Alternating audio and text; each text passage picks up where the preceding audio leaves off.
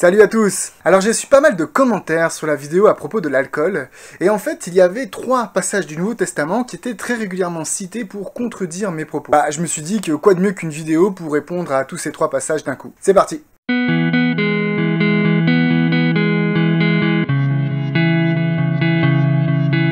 Alors les 3 passages en question, ce sont d'abord les noces de Cana, évidemment, ensuite il y a la Sainte Seine, et puis pour finir, le conseil de Paul à Timothée. On va prendre ces 3 passages dans l'ordre. Les noces de Cana tout d'abord. Dans Jean, chapitre 2, les versets 1 à 10, on nous raconte que Jésus se retrouve dans une noce dans laquelle il a été invité avec ses disciples. C'est très probablement via sa mère, donc peut-être des gens de la famille ou des proches. En gros, on nous dit que soit les invités étaient des gros trous, soit que le wedding planner s'y était pas très bien pris dans la préparation du vin, enfin bref, il y a plus de vin, plus une goutte, tout le monde est à sec, c'est le drame. Pour la suite, vous la connaissez, Jésus va transformer l'eau en vin, et apparemment, c'était pas de la piquette. Tout le monde est content, la fête reprend. Donc ce passage est utilisé pour dire « Tu vois bien qu'on peut boire du vin là, arrête de te dire des c*****. » Alors je répète ce que j'ai dit dans ma vidéo précédente, si tu as envie de prendre tous les passages du Nouveau comme de l'Ancien Testament qui parlent positivement du vin pour pouvoir justifier tes grosses murges et de pouvoir t'enivrer, vas-y, fais-le, fais-toi plaisir. Boire de l'alcool n'est pas un péché dans la Bible. Mais c'est pas une obligation non plus, Il n'est pas écrit dans la Bible, tu dois boire du vin. Bon, on reviendra vite fait sur cette notion d'obligation liée à la Sainte Seine, c'est le passage suivant. Bref, concernant les noces de Cana, j'aimerais faire 4 remarques importantes. Premièrement, ce n'est pas une initiative personnelle de Jésus. Quand le vin vient à manquer, et si Jésus en buvait comme le font remarquer certains, il a dû s'en rendre compte. Et pourtant, le texte nous dit pas qu'il a débarqué dans les cuisines en mode « bougez-vous de là, mettez-moi de l'autre côté, vous allez voir, bim bam boum, voilà du vin, resserre la chose ». Non, c'est pas lui qui s'est proposé, c'est pas lui qui a dit « je vais transformer l'eau en vin ». On est venu le chercher.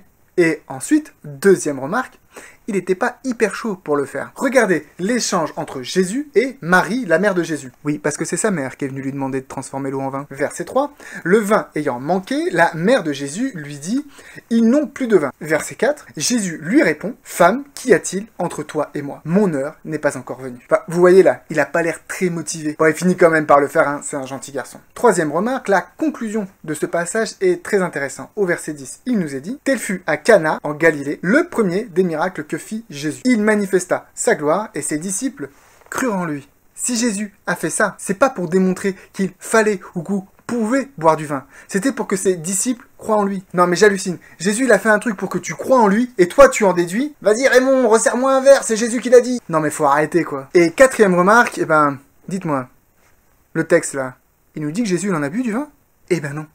Alors tu peux imaginer que oui, que ça paraît logique, que Jésus est dans la fête, donc forcément il en a bu, pourquoi pas. Mais le texte ne le dit pas.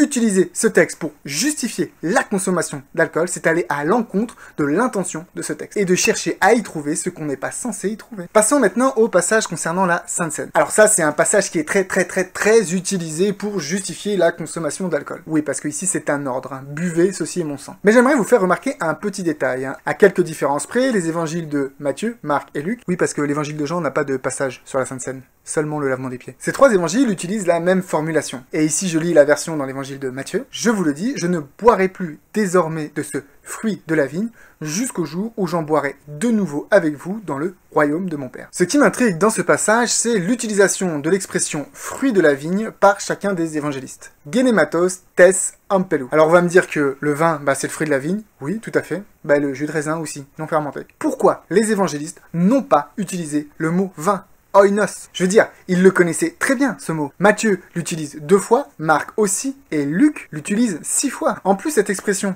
fruit de la vigne, il n'y a que dans le passage de la Sainte Seine de chacun de ces évangiles que cette expression est utilisée. Nulle part ailleurs dans le Nouveau Testament. Alors à ça, on m'a déjà répondu 2 choses. Au printemps, c'était forcément du jus de raisin fermenté, puisque la vendange avait lieu en septembre, donc 3, 4, 5, 6 mois après, avoir du jus de raisin frais, c'était un peu compliqué. Et deuxièmement, le fait que les Juifs, aujourd'hui, lorsqu'ils fêtent la Pâque, dont est issue la Sainte Seine, ils boivent du vin. Alors sur la question de la fermentation, merci Pline l'Ancien, vous pouvez aller regarder sur internet, mais ce dernier, qui est un historien très connu, romain, nous explique comment il était possible à cette époque-là de pouvoir préserver le vin de la fermentation. Parce que c'était en fait quelque chose de recherché. Tout le monde ne voulait pas des vins très fermentés. Ça devient pas très bon du vin fermenté, ça finit en piquette et en vinaigre. Donc il y avait des techniques qui étaient connues dans le bassin méditerranéen à l'époque de Jésus-Christ pour pouvoir préserver le vin de la fermentation. Il y en avait sûrement toujours un petit peu, mais l'objectif était qu'il soit le moins fermenté possible. En gros, la technique que j'ai trouvée la plus courante, c'était de prendre des amphores bien hermétiques, d'y remplir le vin à l'intérieur, et de mettre ça profondément dans des étangs qui étaient très frais. Et ainsi, la fermentation était limitée. Donc non, au printemps, on savait très bien comment est-ce que l'on pouvait avoir du jus de raisin frais, non fermenté. Ensuite, pour ce qui est des juifs qui boivent du vin lors de la Pâque, mais je comprends pas très bien cet argument. Parce qu'en fait, la Pâque, on l'a fait à cause de Exode chapitre 12 et de tout ce qu'on trouve dans le livre de l'Exode et Lévitique. Et jamais, dans ces chapitres-là, il est question de boire du vin à la Pâque. D'ailleurs, hein, c'est un élément un peu bizarre, le fait de boire du vin à la Pâque. Parce qu'on doit enlever tous les levains et manger du pain sans levain, justement. Le levain, c'est un ferment. Donc pourquoi manger un truc fermenté, dépassé, quand il fallait des choses nouvelles? Moi, j'ai pas très bien compris cette notion de vin. Mais en tout cas, boire du vin lors de la Pâque, c'était pas un ordre de Dieu. C'est pas quelque chose de biblique. C'est un choix d'homme qui a été fait postérieurement. Est-ce que lors de la Sainte Seine, les disciples et Jésus-Christ ont bu du vin? J'en sais rien, j'étais pas là. Mais le texte biblique n'ordonne pas du tout de boire du vin à la Sainte Seine. Il nous ordonne de boire du fruit de la vigne.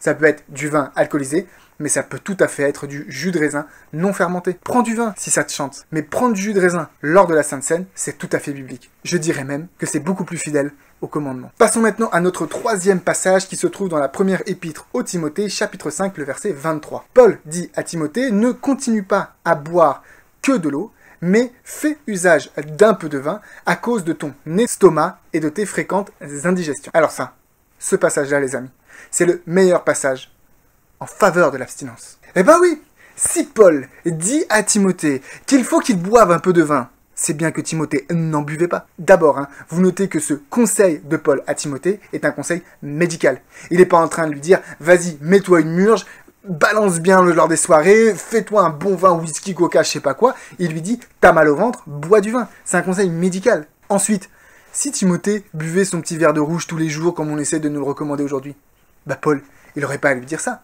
C'est bien parce que Timothée ne boit pas de vin que Paul a besoin de lui faire ce conseil. Conclusion, Timothée était abstinent et je vous invite à faire comme Timothée. Voilà, merci d'avoir regardé cette vidéo, on est arrivé à la fin, j'espère qu'elle vous a intéressé et qu'elle a répondu peut-être à certaines de vos questions. Si vous n'êtes toujours pas convaincu, au contraire que ça vous a éclairé, ça se passe dans les commentaires, continuez la discussion. Mettez un like, un pouce bleu et partagez cette vidéo avec tous ceux que vous connaissez autour de vous qui boivent peut-être un petit peu trop de vin. Pensez bien à vous abonner à la chaîne. Les statistiques montrent que seulement 15% des gens qui regardent cette chaîne sont abonnés. Et de s'abonner, c'est un énorme soutien à ma chaîne. Ça me permet d'avoir de la visibilité sur YouTube. Je vous redis à bientôt et n'oubliez pas de vérifier par vous-même.